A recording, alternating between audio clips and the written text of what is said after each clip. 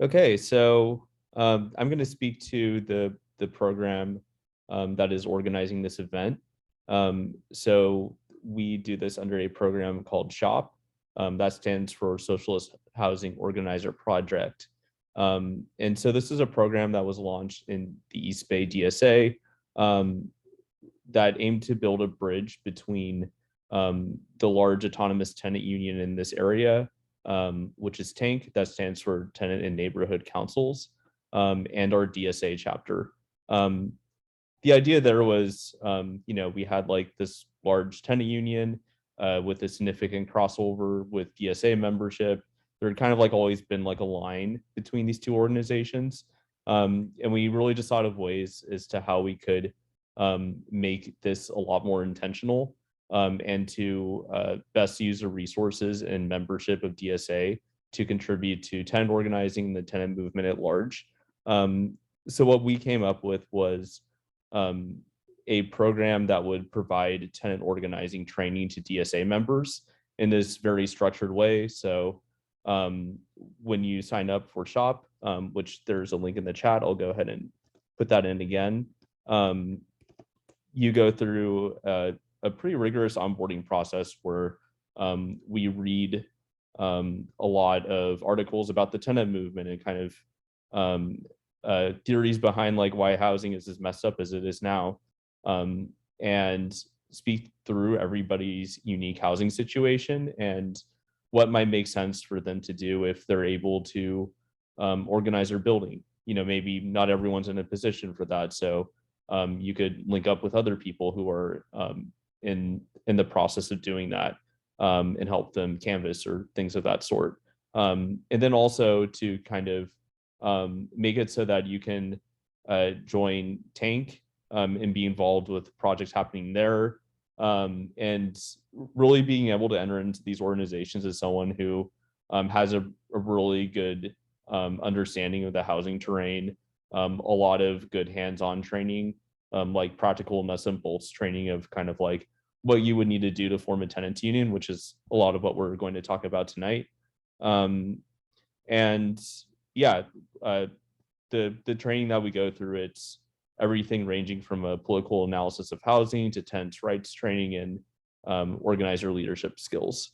So that's the gist of the program. Feel free to sign up for it. And I understand that there's a lot of people here who might not be from the Bay Area. And so how we're kind of thinking about this is we would be happy to talk to anybody who's outside the area if this program's of interest to your DSA chapter. Like if you want to get something similar started with a tenant union happening in your area, or if you don't have a tenant union like Tank and you're interested in hearing from people who started up that organization, we're happy to get on calls and share like everything we've been able to figure out so far. Yeah, so that's just the program. Sweet, thanks, Matt. Yeah, I hope a bunch of you will join. So with that, Christine and I will kind of take the mic for a while, and we will take questions at the end and just kind of open it up for discussion. But if you want to put questions in the chat throughout, that's totally cool too.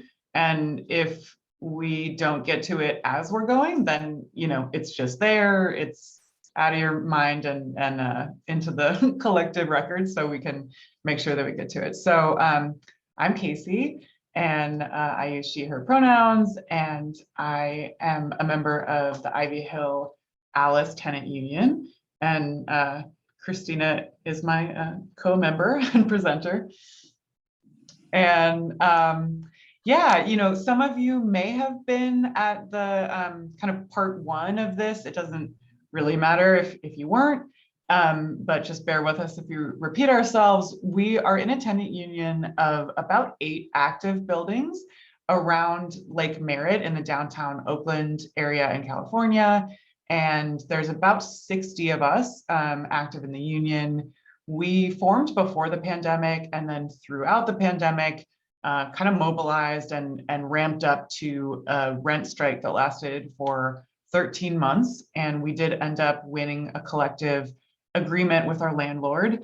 and are still very active. We actually had a picnic this weekend, and we just had a tenant union meeting last night. So it's just like tenant union all the time right now. And yeah, Christina, did I miss anything? Anything you want to share? I guess I just want to share the reason why we're doing this. We found out that even though we had a lot of support with TANK, which in case anyone doesn't know, that stands for Tenant and Neighborhood Councils here in Oakland. And then, of course, there's a long history of tenant organizing, but because we were organizing around and in a pandemic, we found that even with a lot of community organizing experience in our group, we still felt like we were navigating through uncharted territory. So we made a lot of mistakes, and that's the reason why we're doing this. We kind of want to share some of the lessons we learned and give future tenant organizers some added tools for their toolbox. Yeah, totally. There's so much about like how to first reach out to your neighbors. And then we were kind of like, oh shit, we reached out, now it's happening.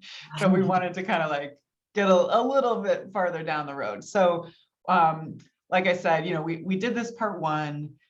So we'll talk a little bit about what you may have missed. And we'll also share the recording and slides for that. So, you can totally share that with, your organization too. We'll talk about, how to think about structure and making decisions in a democratic way. We'll talk about what happens when you first kind of start to reach out to your landlord, and, what to do, if they don't respond well or at all. We'll talk about some kind of basic organizing skills and things that we learned the hard way. And then we'll talk a little bit at the end about sort of like what happens next and how to build something that's, scalable and, dealing with common issues like people moving out or getting burnt out.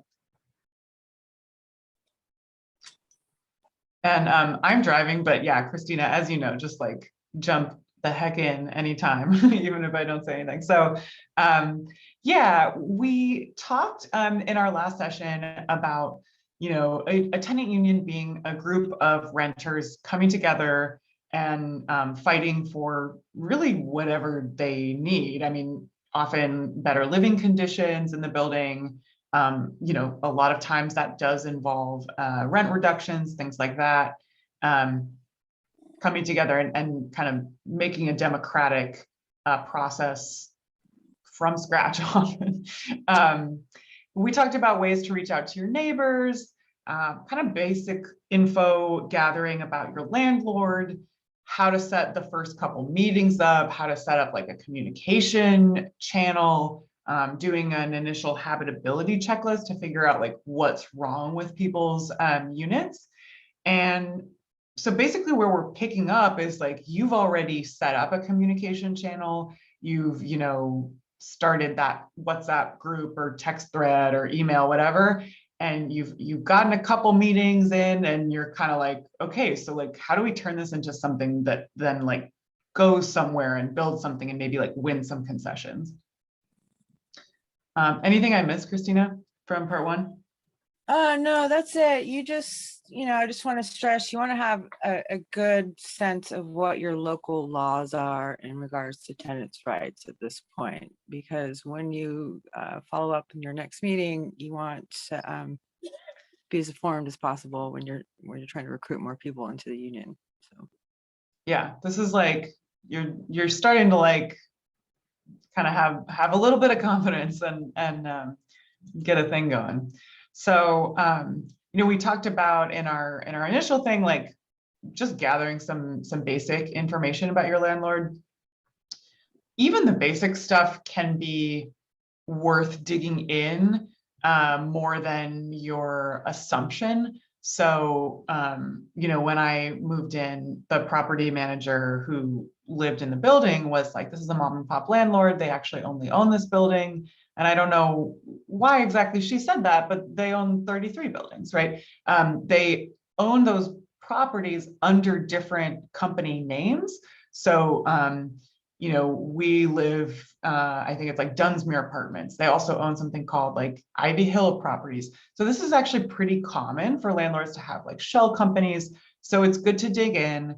There's some tools. We'll share a bunch of resources so you don't have to write stuff down, but like we got into it, right?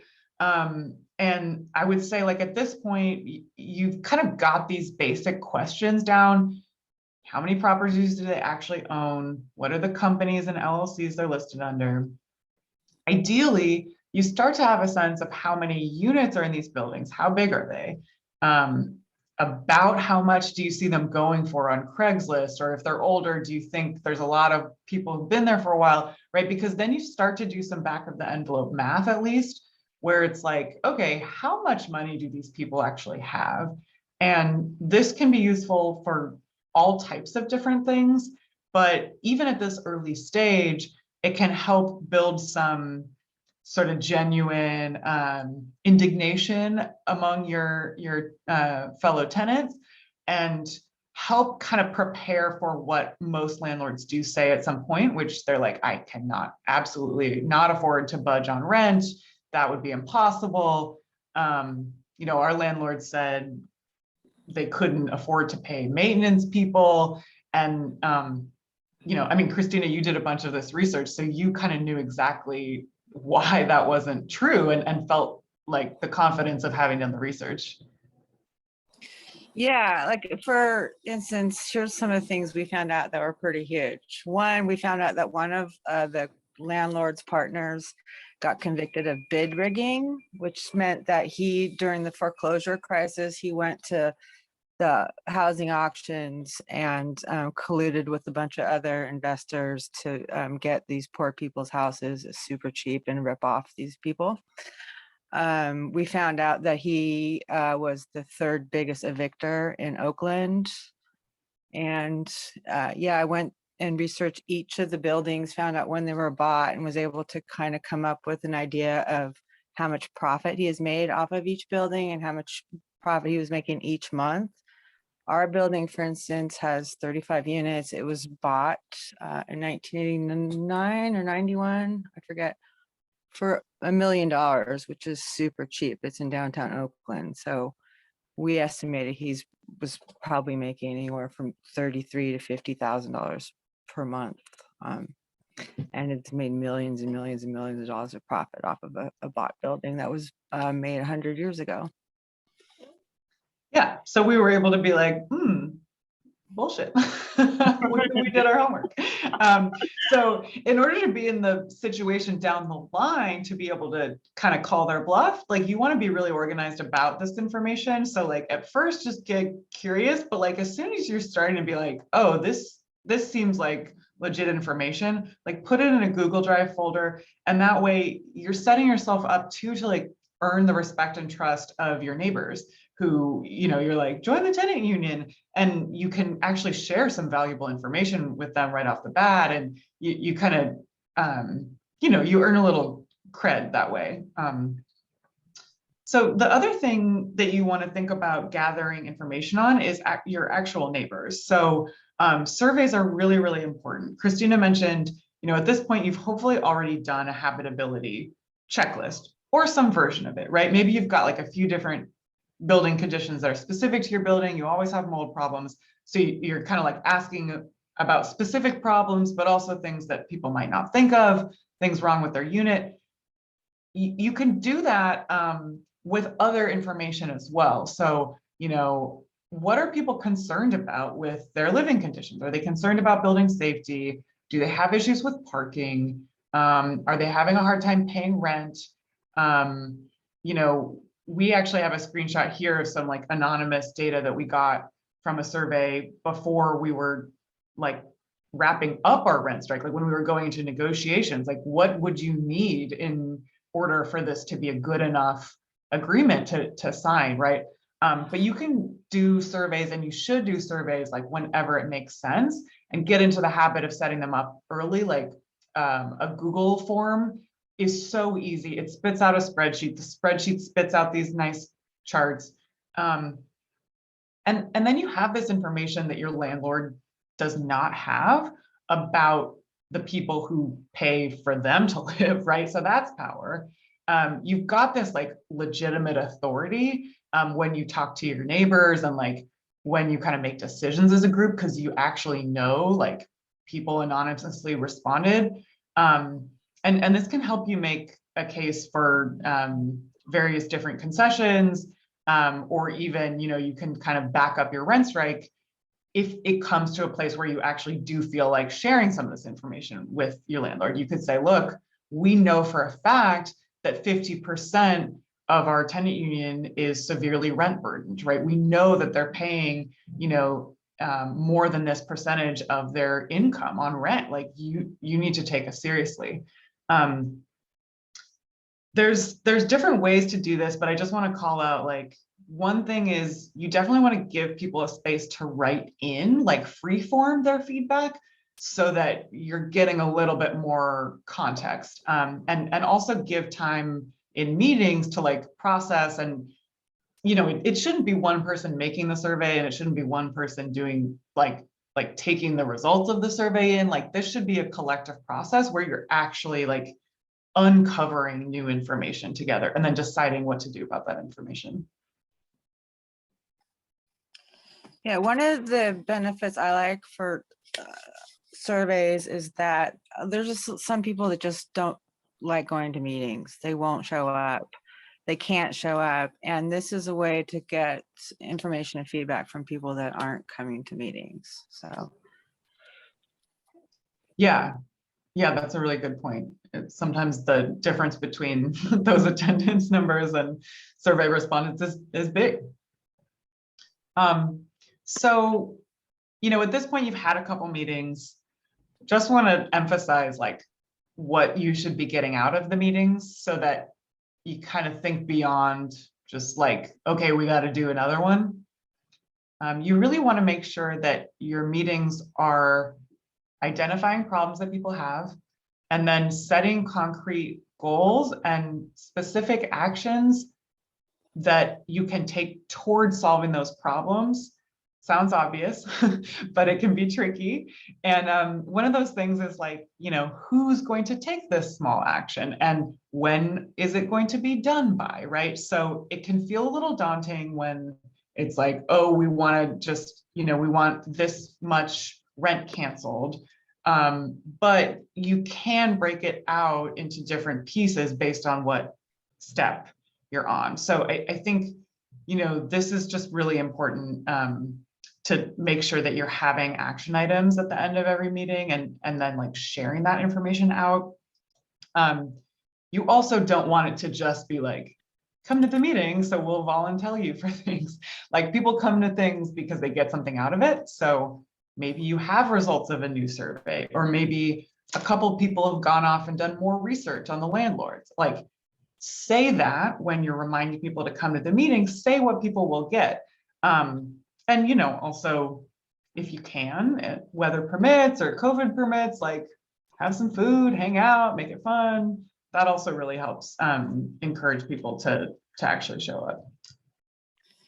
yeah, make sure to do, you know, when you do your initial survey, ask to see if anyone has any language requirements, any handicap requirements, any babysitting needs, like what their schedule is. As much information as you can get about each of your members, the better. And that's another thing we didn't mention. It's like the surveys aren't just about information you get in about people's issues. You can also query them about, you know, what kind of special skills they have, talents, experience, and so forth, so that the steering committee can kind of narrow down and kind of do one-on-one outreach to those people that are might be more apt to be natural leaders. Yeah, totally. So we like meetings so much that we have another slide on them. And again, I mean, meetings are really hard. They're really important and they're really hard to make work, especially if you've got a bunch of people. So these are just things we learned by doing. You know, try and keep them consistent, make them fun. some of the stuff I said before or in part one, but it kind of bears repeating. Make sure you've got roles and expectations before the meeting of like, who's going to facilitate, who's taking notes, like, how are we going to remind people to come to the meeting beforehand? Make sure you rotate out those roles so it's not one person kind of being the de facto anything, like make sure that you're sharing the load. Even before getting into any kind of formal structure, you might want to think about like some guidelines, community agreements, so that you kind of have something to point to if conflict ever arises. Yeah, just like make sure people know what they're going to get when they come and they have something that they know to do between then and the next meeting.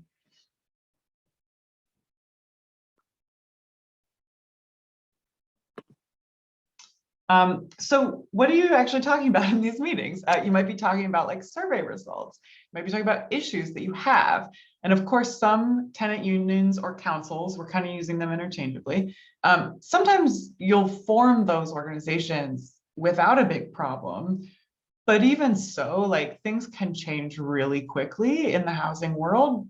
You could get a different property management company, or the landlord could sell the building. So we really wanted to talk about like what to do when there's an issue. And one of the first steps that you're going to want to consider is something called a demand letter. So it's a somewhat antagonistic word, right? Demand can make some tenants feel a little like, whoa, that's harsh.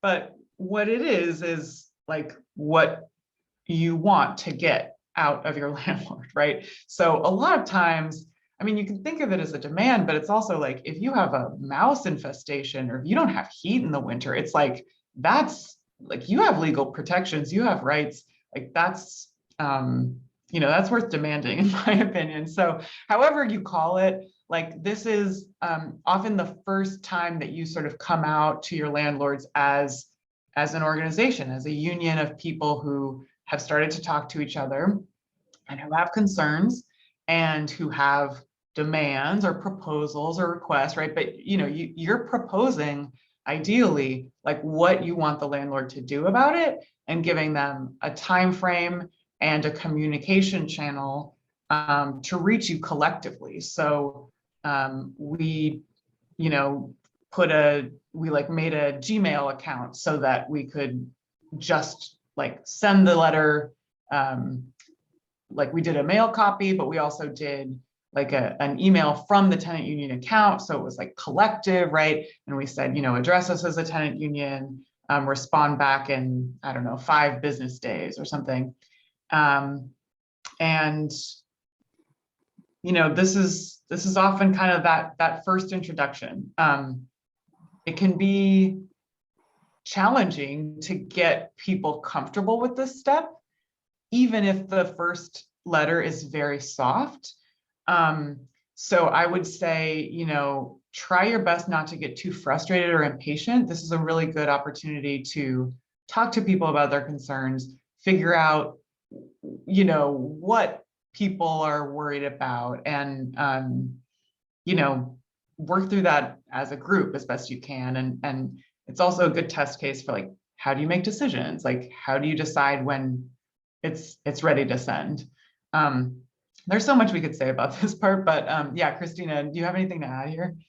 The only thing I want to add is that, addressing the issue of people being reticent about making actions against their landlord because they're scared.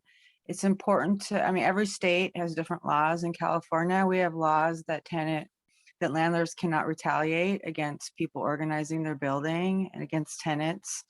So make sure to really talk about that part, because in actuality, you're safer if you are part of a union and you're trying to get things fixed, because then you can actually document any type of retaliation done to you or your union. Right, like anything a landlord does to you, because you have this paper trail of organizing, it's like, how is that not retaliation in court? So it's like this protection, which is, it's worth like repeating a lot more than you think you might have to people. Yeah, so, what happens after you finally get it out the door? It feels like your first victory maybe as a union. And then you have to see what the landlord does. So, if they say, yeah, okay, sounds good. I don't know why we didn't think of that. Great, lock it down, ask for a timeline, get it in writing. If it's, if it's big stuff, like make sure that you have like a tenant lawyer, somebody who has like some legal expertise, look it over, and sign it. Great. You can have a party. But most landlords do not do this, especially not with the first soft tentative letter. Even if it's more assertive, it's like, landlords don't want to recognize a union. They might respond to you individually and say, come to us individually with your concerns. That's pretty likely, or just ignoring. But the good news is, like, that's not always a bad thing for the long term for your union, because for us, like, people got pretty insulted by how the landlords responded, and it made people motivated. It made people who were like, I don't know, they seem fine, like feel like, wait, hang on a second. Like, we spent all this work doing this thing. We've been living like this. We don't know if we're going to get our jobs back. Like, we can't make rent, and they just like brush us off like this. Like, hell no, and so this can be a moment where you start to actually kind of build. So you can reach out to neighbors and say, hey, we're a tenant union. We did this. This is what the landlord said. We want to move forward. Are you with us? You can start to reach out to support organizations and kind of share your experience. If there's like a tenant advocacy group, or like if you're in the Bay Area, something like Tank, you can also start to think about, okay, well, what's our next communication? You can think about being more assertive. You can think about using more legal language, citing, building codes or inspection results if you haven't already. You could start to share some of the survey results of your surveys. You can have it signed by more people. There's different ways without taking a ton of time, or like without risking a lot, to start to turn up the heat and like get a little momentum going in your tenant union.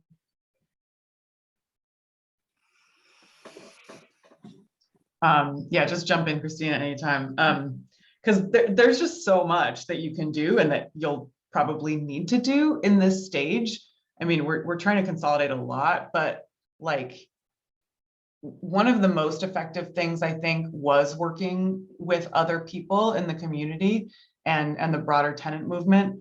So Tank specifically wrote something called a solidarity letter, which you see a screenshot of here. It's got their fancy, header, and it's got all these neighborhoods listed, and it's like very professionally formatted. It's got kind of assertive language. It says you've refused to negotiate with them. You're engaging in counterproductive behavior. It's like, it's turning up the heat, right? And it's saying we are prepared to support these tenants who are organized to protect their own right to housing. And it's really powerful. It's a little bit of smoke and mirrors because, these people aren't like necessarily legally able to do anything, but it really left a big impression on the landlords. Like, they kind of were confused and thought it had something to do with the city. Like, run with it. Your landlords might not be that savvy. Any way you can get some community support, whether it's like emailing the landlords at the same time, doing a phone blast. We did this with other tenant unions, so we got like a bunch more people calling, and the landlords, they have no idea how many people are in the union. It just feels like this barrage, right? It starts to feel emotionally overwhelming rather than just like an email, which easy to ignore an email. We all know that. You can do all kinds of public things. You can put posters in the windows of your buildings. You could, hand out flyers in their neighborhood even, maybe they care a lot about what their neighbors think of them. what their coworkers think of them. Maybe they work at a high profile tech company. You know, maybe they're scared of getting cracked down on by the city, reach out to some city inspectors. You know, there's all kinds of escalating steps here. And then of course, you know, you can go on a rent strike and hit them financially, which is, you know, where a lot of landlords' attentions are. Yeah, so for an example, we did a joint action with a bunch of other tenant unions. And it was called, oh God, I'm blanking. What was it called? The something Life Over Rent rally? No, Or the the something Zapathon? Zapathon. So Yeah. I'm sure most of you have heard of Phone Zap. So yeah, we put out a thing on social media, which was a Phone Zap. So I think we averaged about 60 emails. It was like 60 to 66 emails that went out to our landlords. So they might not respond to one or two, but trust me, when they get 66 in their email box, they start paying attention. And what happened is that we were in the middle of negotiating during that time, and they actually raised the amount of the discount, I think by 10% at that point after they got the emails. So it's effective. It works. Yeah, some of these things really did come in at these crucial moments where we were kind of at a standstill. You know, even once the landlords had come to the table and were negotiating, they wouldn't move past certain numbers, and they were like, that's our final. And then it was like, oh, okay, now suddenly things have changed, right? So I think it's really important to, even if you are in talks with the landlord, you have to think about, well, what's going to make it so uncomfortable for them to not give you what you want, right? Like make the alternative very, very painful. And that can be as simple as just blowing up their cell phone, but not bombing it, but like calling or texting, you know. Make them So fear that you're going to show up at their house outside their yeah, window. yeah, give them a couple nightmares. We've all had nightmares about our living situations. They deserve a few nightmares too, you know, like get into their head. It's you know, you got to find ways to make it enjoyable because it takes a long time. So you know, as you're getting to do these riskier activities and things, like it's going to come up, like how do we make decisions, how do we structure, like who has the authority here. You might be a pretty small group, and so some of these things might be overkill. Definitely don't do more structure than you need. Don't form like tiny little subcommittees unless you need to, right? But if you've got a bunch of buildings, if you're organizing across cities or some, you know, like it's time to talk about ways that you might want to structure.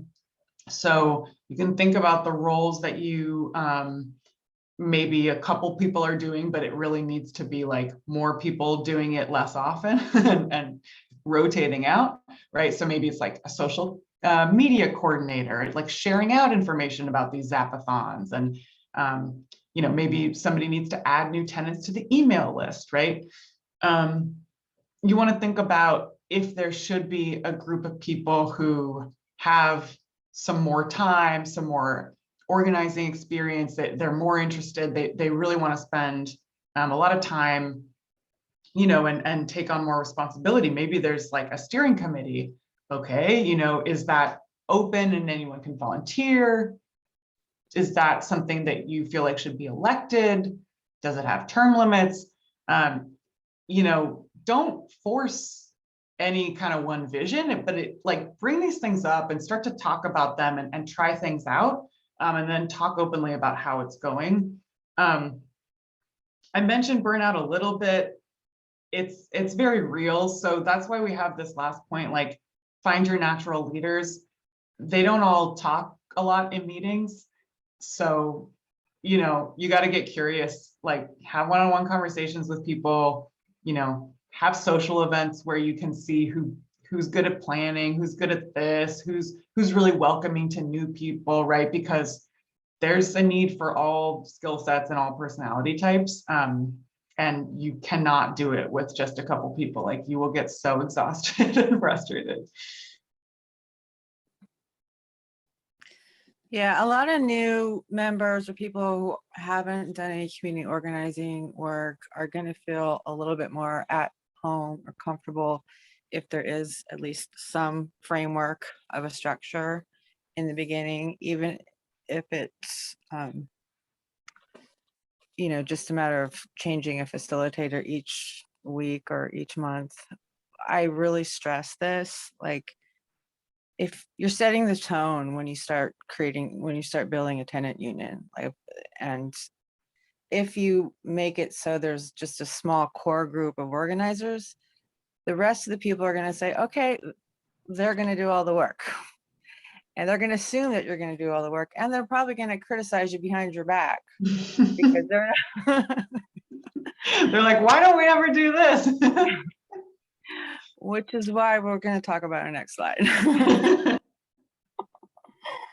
Yes. So if somebody's like, hey, why don't we ever do this?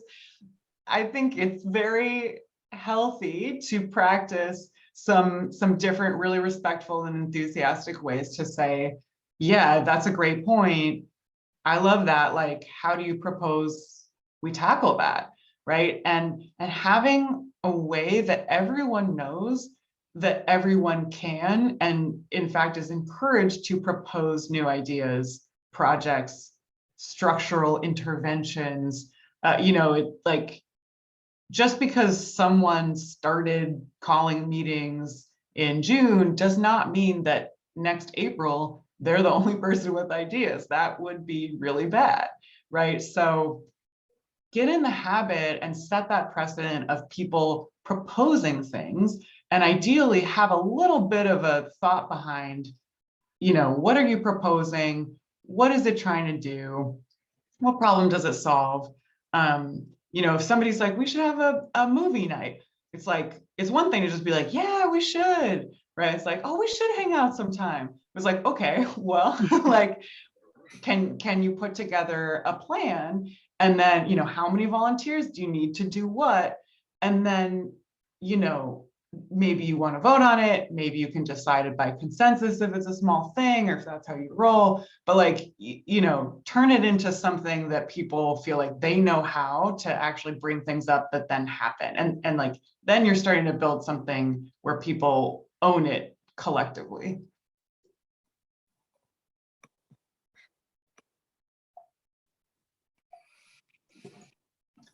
So you got to address at some point, like, well, how do you decide?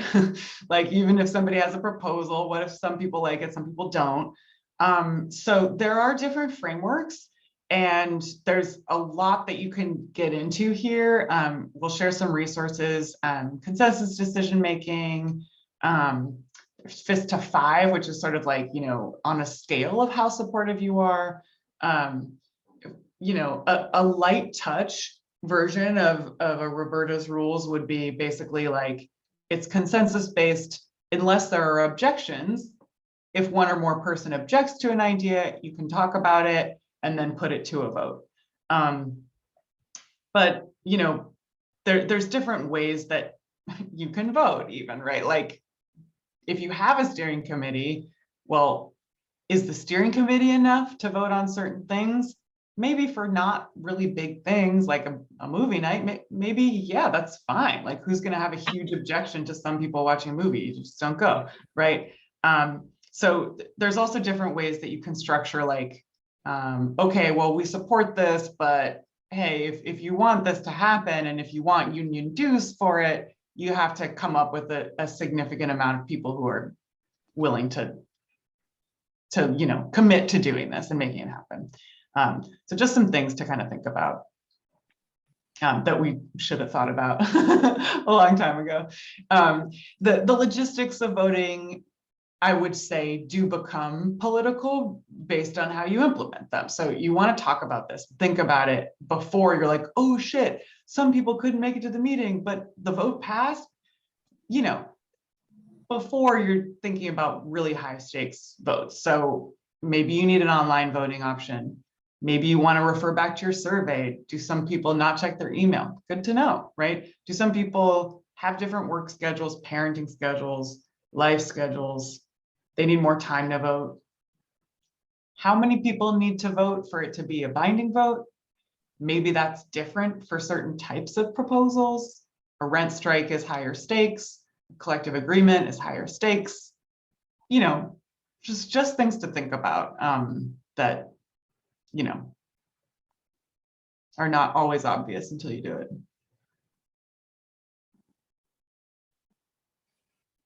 So this is the big one, and we could do like a whole workshop on this, but you know, we're not lawyers, and it's daunting. But things to think about if you're withholding rent or going on a big collective rent strike. One, you have a lot of legal protections actually for withholding rent, even individually. So you want to know your protections in your area. Like, you're probably able to withhold rent if your landlord is like not keeping your apartment up in terms of like the kind of basic amenities that you moved in with, especially if you have documentation of repeating, you know, your request for it to be fixed. But, you know, if you're talking about a collective rent strike, you want to have a sense of how many people should be ready to do that, but before you go in.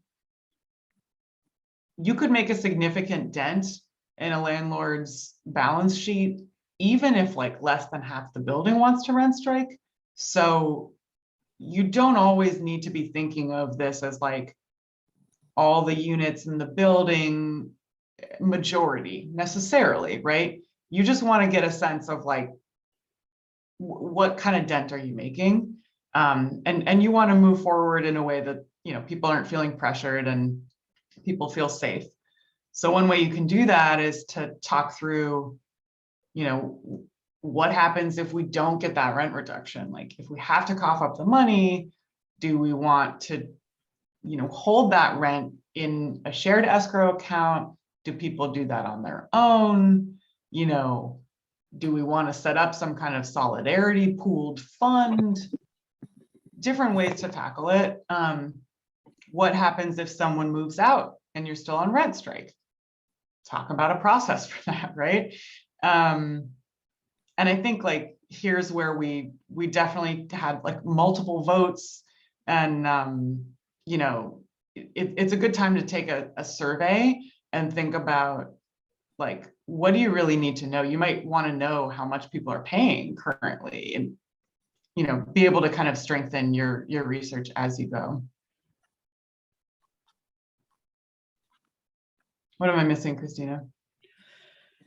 Yeah, this is where it's important to know what your local tenants' rights are.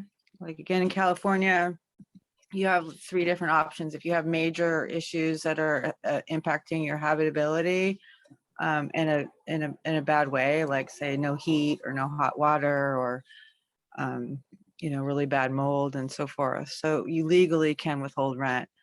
And once you decide to do that, like, one of the first things you need to do is go to a tenants' rights lawyer. And yes, this is what happened to us. They tried to like not want to deal with us as a tenant union. So I wouldn't do it for that reason, but just to get some basic instruction on what you need to do as far as like holding the money in escrow and stuff like that. It's good to have somebody that's going to guide you along the way. And yeah, I think that's it. Just know what your rights are around that.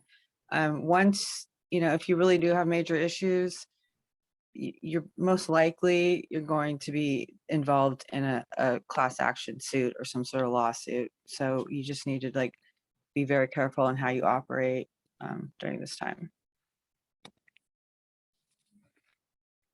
Yeah, that's a good shout out. Unless, of course, that's if the rent strike doesn't work. We want to hope that it does. You don't have to go through that process, but as an alternative. Yeah. Yeah, I mean, rent striking is, you know, it's high risk, compared to, an email, of course. But it's also pretty high reward.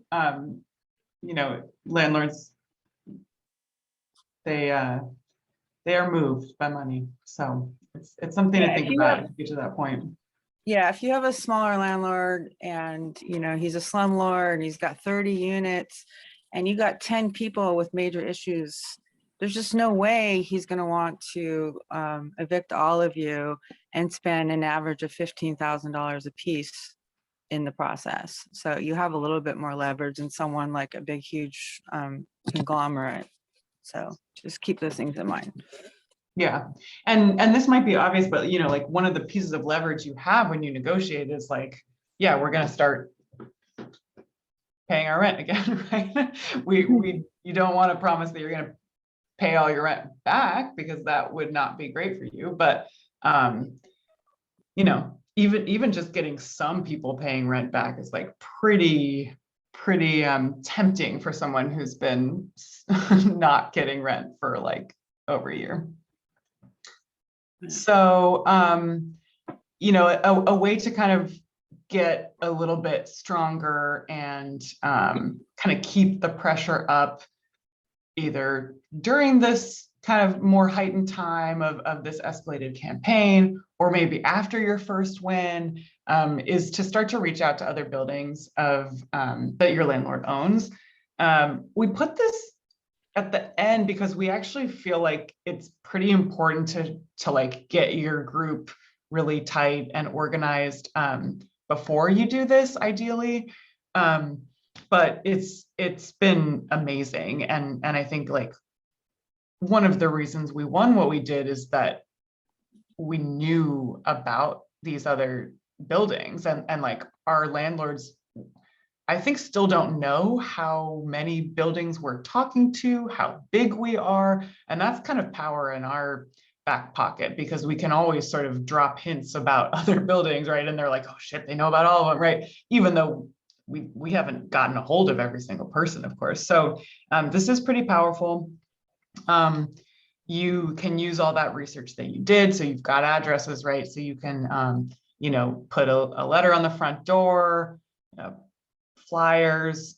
If you can figure out about how many units they have, you could even send postcards. We set up a table outside of a building and tried to talk to tenants, knock on doors, keep it COVID safe if the pandemic keeps lasting forever. We put up these brochures in common areas in buildings, and like, went around to different buildings and like put them under people's doormats and stuff. And we got a bunch of new people. So make sure that you like put your contact information and action item, right? Come to the meeting, and then like a way so that they can get to the meeting.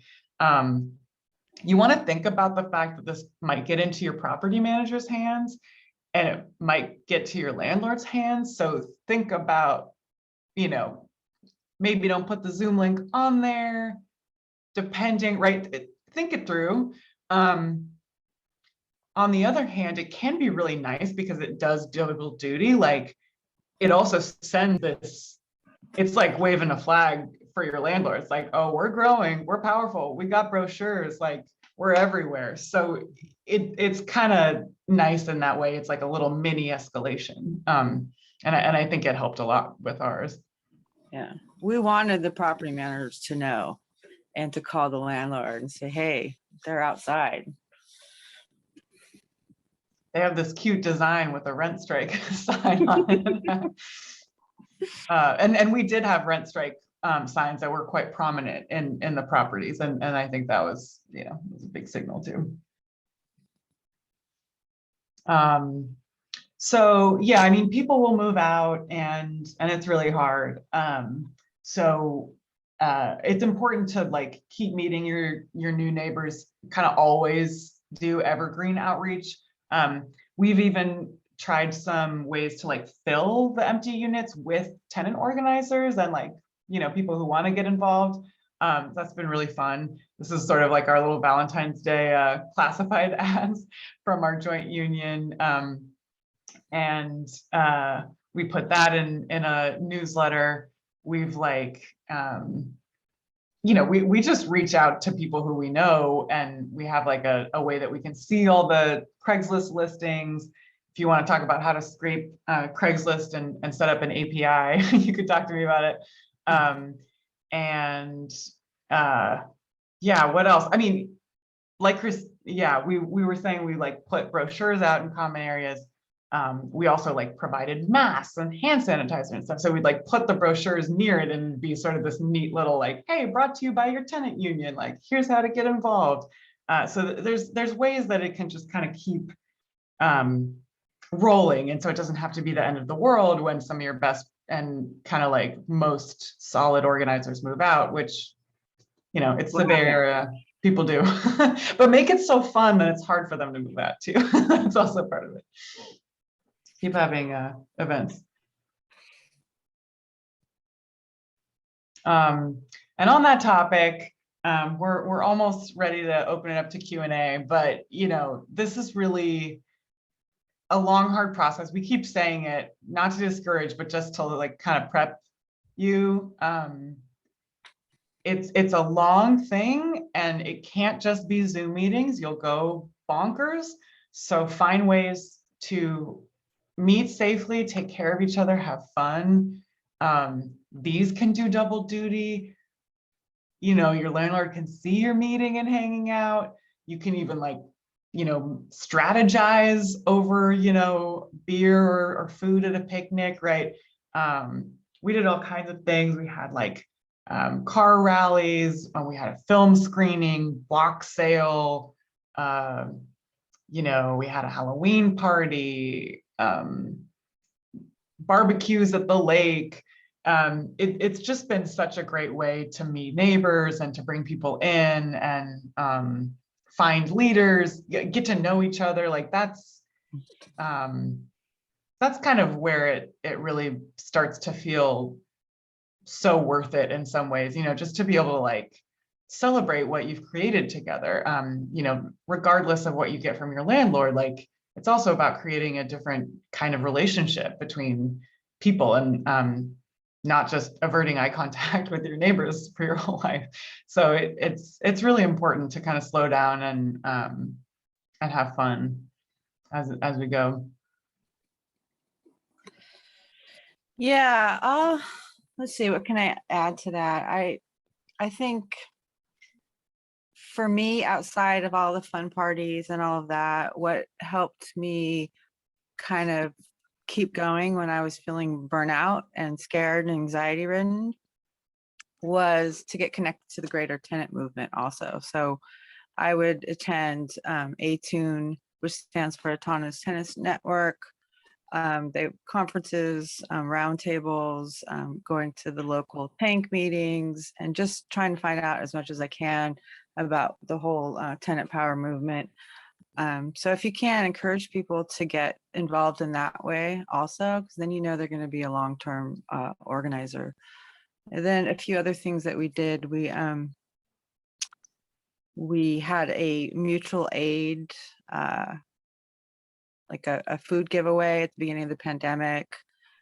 We had somebody set up a free Wi-Fi in our laundry room. We put up a bulletin board. We would put flowers up and candy, and we just tried to be like, we're not a bunch of angry anarchist, commie, crazy organizers who want free shit. We're actually organized, and we're good people trying to like benefit the whole building. So we also have a garden now, which I've done zero work on, and Christina has done so much. We got to get a picture of the garden because it's just amazing. I mean, there was nothing there, and you guys made like the plant beds, got compost, like now there's like all this edible, like amazing, like lettuce, kale, there's like catnip because all of us have cats because we live in apartments. It's like, it's just so cool. So yeah, this part takes a long time, but like to be able to kind of enjoy it is really lovely. So with that, oh yeah, no, go. I was just going to add, because you do ideally want to just not have kind of an insular group of like the tenant unit in your building. You'll kind of always want, even though it can feel laborious, to make these constant outreach efforts. But like if you have small little wins and the rest of the tenants in your building who are just don't care about discounted rent or anything, but like kind of support what you do. If you have small wins, like yeah, like for instance, we got the PG&E that they were illegally charging us gas charges, and so we got them to stop doing that. And so we make sure that they know that's through collective effort. We're hopefully we got the landlord to agree to like redo our courtyard, and that was through a collective effort. So you also have to kind of advertise those things and show that this is what happens when you organize. Yeah, that's such a great thing to point out. Totally. It's a lot more like bragging and promoting than I thought it would be. It is. Yeah, like we did a thing. We did. Okay. We're Now, selling socialism. yeah. Now do stuff with us. Okay, so yeah, we've been talking for a while. Want to open it up for questions and you know, talk about ways that you all can get involved, whether it's joining shop or other things. We actually have an event coming up on Monday where we're going to share. It's kind of like a version of what we did in part one, but like a little bit more about kind of our story. So if you want to, it's put on by Attune, Autonomous Tenant Union Network. They're amazing. They like span the entire continent and beyond, I think. And they are having a roundtable this coming Monday at 5. So if you want to join, should you use Stack? Yeah, I guess so. Matt, would you do the honors? Would you be down to maybe facilitate? Yeah. Can Awesome. work through a stack. Yeah, does anyone feel like asking any questions based on anything you heard? Like maybe, okay. Anna, you're in stack, go for it. Thanks. And thank you, both of you. That was awesome. I like psychotically took notes, even though this is being recorded.